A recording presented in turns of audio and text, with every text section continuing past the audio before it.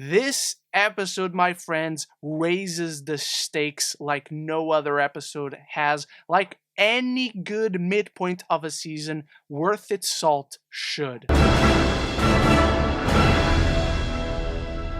Welcome back, Game of Thrones fans. Thanks for clicking on my review for episode 5 of House of the Dragon, where every single week we gather right here to discuss every episode of the season, as well as all the spoilers.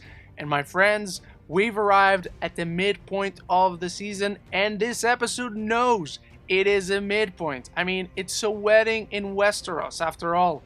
What can go wrong? Am I right? And this is yet another fantastic episode for many reasons, but mainly because it resolves and pays off all the conflicts that have been building up in the first half of the series through the politicking, the power play, the character dynamics, and through those payoffs gives way for all the conflicts that will be gestating in the second half of the series. There are so many new dynamics that the show earns through conflict, through drama, where it never feels like it cheats its way through these resolutions. It feels satisfying because it feels so natural to who these characters are and how we've seen them grow and transform just in these 5 episodes, and how much they've changed.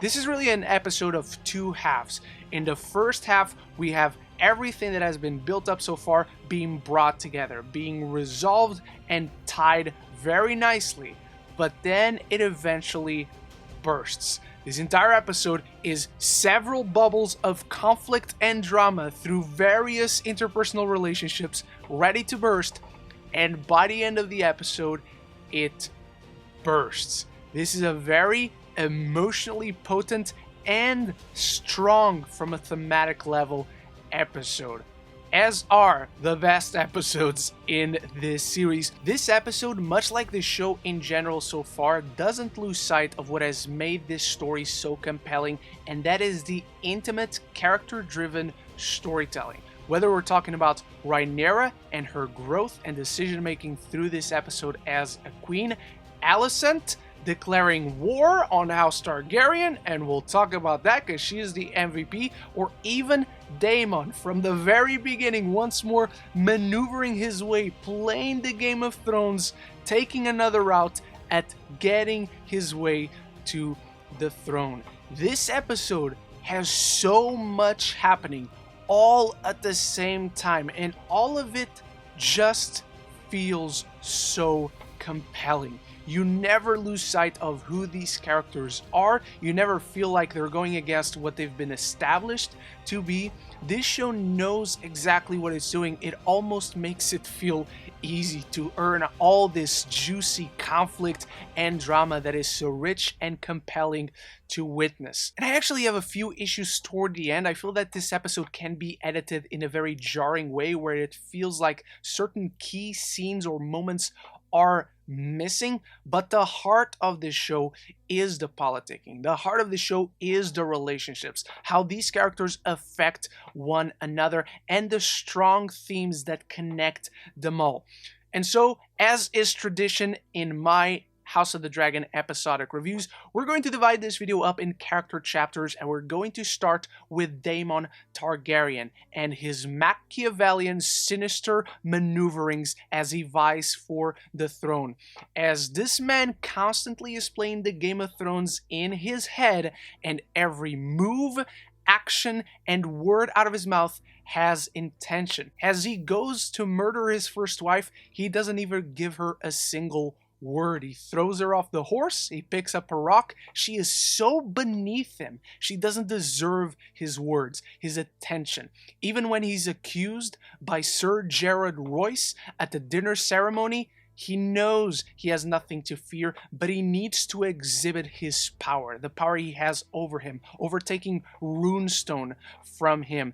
Daemon is a bully, essentially. He wants to control everything and everyone around him, which is why he maneuvers his way to dancing with Rhaenyra, who he sees smiling, smirking at him as he enters the hall. Viserys, nervous in his weakness, unable to confront him, as that would embarrass him in front of everyone. Daemon knows exactly how everyone around him works. He knows last week he gave a taste of control and power to Rhaenyra. He knows she still covets that and covets him. He genuinely believes he is the right man from her. And while Daemon is Machiavellian, he's conniving, he is sinister, he is cold all the way through.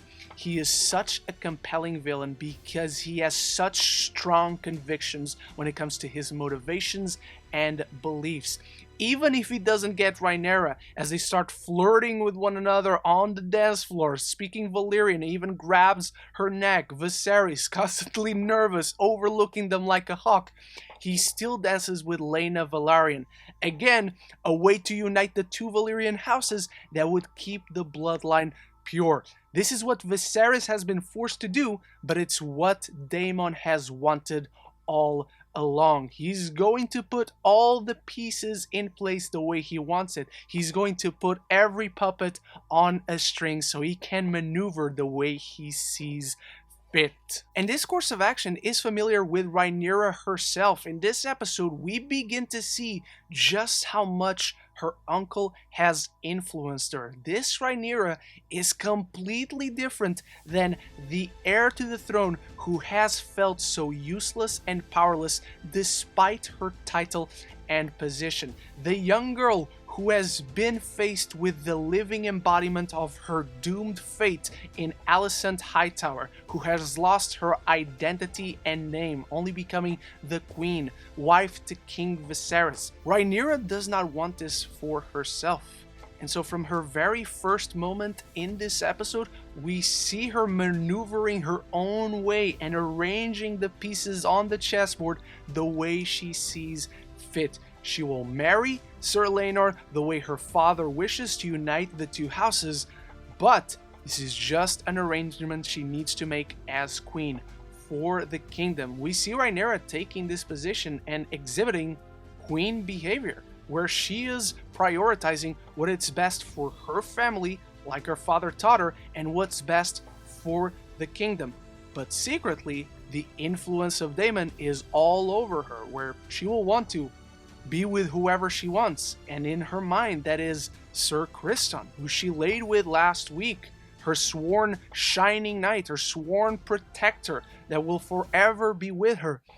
But she doesn't even consider how this affects him. She doesn't even consider how the power dynamic between the two is so different from his point of view, and it's this complete disregard that breaks his heart. It's this complete disregard for what he wants, for his point of view, that is so tragic to witness. And honestly, Rhaenyra has the best of intentions when she makes this agreement with Laenor Velaryon. She has the best of intentions when she proposes to Sir Criston for them to be lovers behind the facade of their marriage that is just a portrait for the kingdom that unites the two Valyrian houses. Again, without considering his point of view, without considering what Sir Criston thinks of this. She just takes him for granted, and that's what hurts. Even at the dinner ceremony, as Rhaenyra dances with either Laenor or Daemon, as the two begin to flirt, as she believes Daemon to be the one true man for her,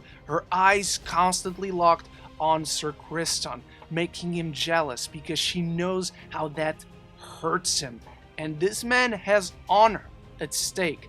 This man is put through the ringer, and we see how much pain and heartbreak change Sir Criston, which is one of the big themes in this episode, is how pain changes people. Rhaenyra, in her pursuit for the throne, with the best of intentions in trying to bring a prosperous future for herself, for her family, but the corrosive presence of Daemon influences her even without her realizing, bringing upon the heartbreak of Sir Criston, whose honor was taken away from him last week. But he is someone guided by love. He's willing to throw everything away, his name, his honor, in the name of Rhaenyra, because he loves her. But Rhaenyra is not ruled by love. She's ruled by power, by her pursuit of the throne. What guides Sir Criston through life is not the same thing that guides Rhaenyra. And these opposing worldviews are what causes such a clash. Sir Criston feels betrayed. He feels like everything he stood for was taken away from him last week. The one person he trusted, the one person he swore to protect, takes everything away from him, leading to this moment of pain and absolute despair where he is called upon by the Queen in a scene where the tension is at an all-time high, builds throughout the rest of the episode, and you immediately know how it's going to play out as soon as Alicent summons Sir Criston, who is unaware of everything that happened last week between Rhaenyra and Daemon, and the truth just comes out, having Alicent realize what happened. The way Alicent becomes the MVP of this episode, as she apologizes to her father but stands up to him about his self-serving attitude, only for Otto Hightower to confide in his daughter the fear he has repressed inside. Because I don't know what show people on the internet have been watching, but if you still think this dude is a Littlefinger, you're watching the wrong show. There's a Littlefinger in this episode, and we'll talk about him. But Otto Hightower is a complete selfless man. Again, good intentions do not necessarily yield good results. The two are not correlated. This man genuinely saw best for the kingdom that his daughter marry the king. What's best for the kingdom just happened to coincide and be what's best for his family. And he has always feared that the realm may not accept Rhaenyra as the heir, which may lead to Rhaenyra in her desperate pursuit to secure her position to kill Alicent's children and maybe even herself. This is what Otto has been fearing all along, which makes him such a compelling character that doesn't see straight because he lets emotions get ahead of logic. But someone who doesn't let emotions get ahead of logic is Sir Larys Strong, who knows exactly what he's doing when he confronts the Queen about the tea that the king sent to Rhaenyra in the past episode, which leads to that tense interrogation of Sir Criston and bonds two characters in betrayal. Alicent, by the end of the episode, sees Rhaenyra the way Viserys has always seen Daemon, which leads to one of the greatest scenes in this show thus far, where the Queen enters the hall, interrupting the king's speech, donning the colors her house banners sport when they declare war. And so the Targaryen civil war is declared between the Queen and the stepdaughter. When she calls Rhaenyra stepdaughter, man, it was so cold. You could cut the tension with the knife. And the tension continues to brew up as lover of Laenor, Joffrey something, I honestly don't know his second name, in trying to broker an alliance with Sir Criston, only reveals that Sir Criston's secret and his honor are all the more in question. This is a person Sir Criston doesn't know, doesn't trust, and yet knew his most valued secret that could put his very life in danger. He punches and mauls this dude, creating a ruckus at the dinner celebration until his face is not even there anymore, leading to a beautiful moonlit scene where Sir Criston attempts to take his own life under the Tree of the Seven, only to be saved by Alicent, who will not allow this man to pay with his life for the crimes of her former best friend. Alicent is done trying to protect Rhaenyra, trying to create a better future for her best friend than the one that befell on herself. She will take the throne. She will create a better future because she trusts the princess no more. The themes in this episode of how pain changes people, how pain makes us so ugly, the pain that has been gestating in Rhaenyra, of her father discrediting her and her value and her power and what she brings to the table, all of it was validated by Daemon. And so now that influence is shown through this episode. The betrayal felt by Alicent and Sir Criston show the direct effect and consequences of Rhaenyra's actions as per under the influence of Daemon. And that's what has made this show so rich and compelling to watch. How actions immediately have consequences. Stakes are constantly established and raised as small story threads build and accumulate and make way for bigger, more disastrous stakes and consequences. From the very beginning, you have this tension gestating between the Velaryons and the Targaryens, while the parents come to this reluctant understanding of the heirs keeping the Velaryon name until they assume the throne and then they become Targaryens. The young ones come to this mutual, level-headed understanding, but how that affects everyone else that is involved in this. What began as a story of a family with one heir in Daemon Targaryen who believed the throne is what he was owed eventually became two, as Rhaenyra was named heir and inherited the prophecy of a song of ice and fire, and now there's three, as Alicent Hightower vies to protect the realm, bringing to life the Targaryen civil war and the prophecy that King Jaehaerys so feared. The only thing that could tear down the House of the Dragon was itself.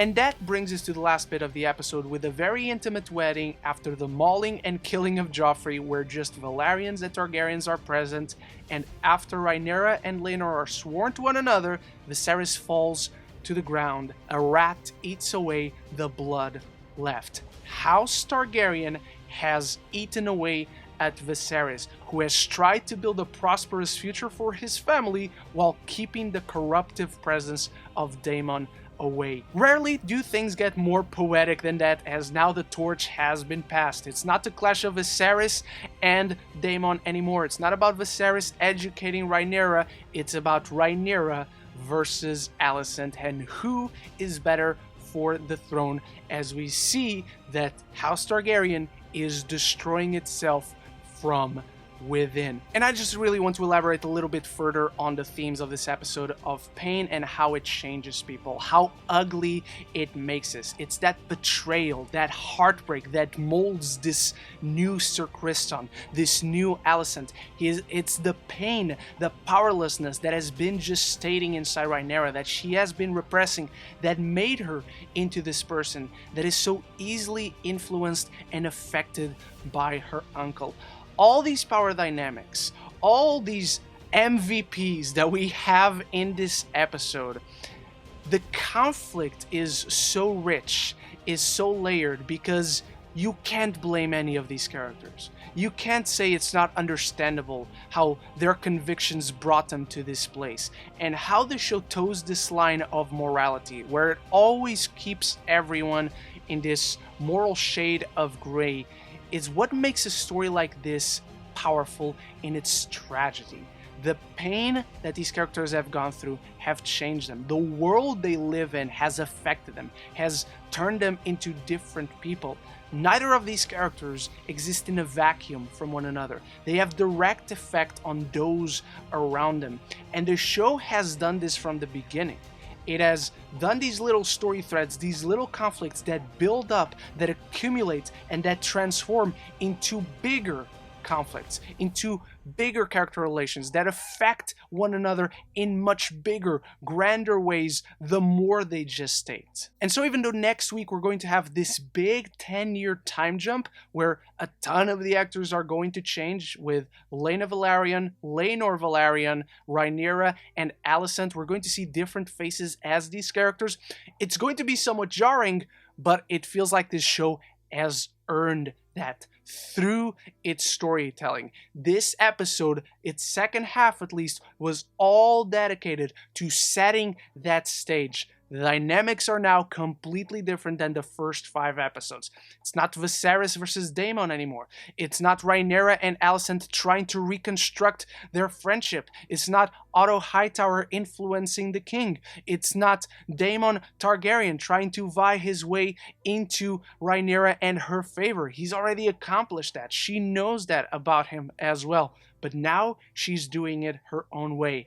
Alicent is doing it her own way. It's not Rhaenyra buddies with Sir Criston anymore. They're not friends or lovers anymore. Sir Criston has become jaded. He's become cynical. He's been hurt by the actions of the person he loves the most. And so from love comes hate, which is kind of what defines this guy and Queen Alicent right now.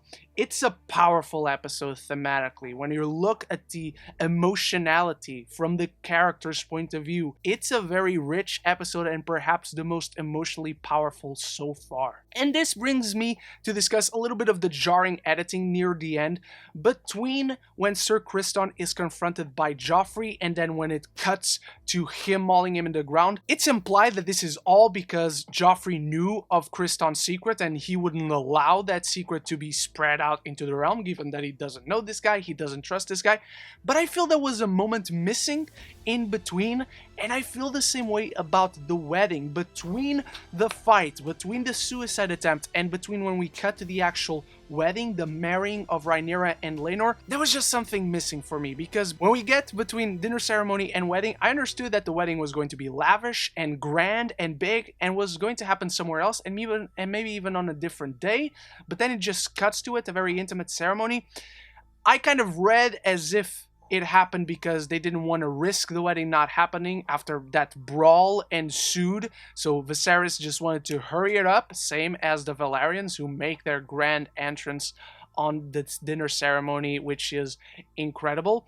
But I just wish there was a moment, a scene between these two continuous story threads to better collage them together. There was just something missing. The editing felt very sudden, felt very jarring as it cut in between these moments. It is somewhat not surprising. We know for a fact in the first 4 episodes there have been 1 or 2 deleted scenes in each episode that would have made it flow better, and while I didn't feel it too much in the previous ones, this one really stood out for me. But nevertheless, this is still a fantastic episode of television and exhibits the best qualities of this series. Quick, before I dive into my final thoughts on this week's House of the Dragon, let me know what you make of the mid-season episode in the comments below. Is this your favorite episode thus far? How do you rank the first 5 episodes? Anything and everything down there. And if you're enjoying the weekly House of the Dragon reviews, if you're enjoying this review specifically, or if you just love movies and TV, this is the place to be, so consider clicking that subscribe button and you won't miss any future conversations on your favorite movies and TV. So House of the Dragon episode 5 is yet another highlight for the series. This is what a midpoint is all about. You raise the stakes and the tension to all new highs as you give small payoffs and resolutions to small story threads, and they build up to bigger ones, giving way for new conflicts, new interesting, compelling character dynamics, riddled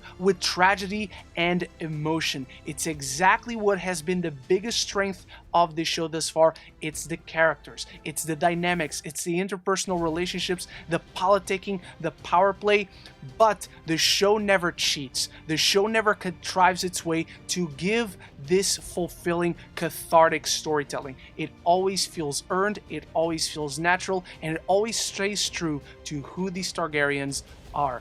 They are Targaryens after all, and they will destroy themselves. So this episode once more deserves a chef's kiss. And that's my take on the mid-season episode of House of the Dragon. What did you make of it? Let me know in the comments below. Let me know your theories for episode 6, which I've seen, so I cannot wait to see your suggestions. Thank you so much for watching, for joining me every week if you are doing so, and big thanks to my channel members for always supporting the channel. So until the next one, love each other and love the movies.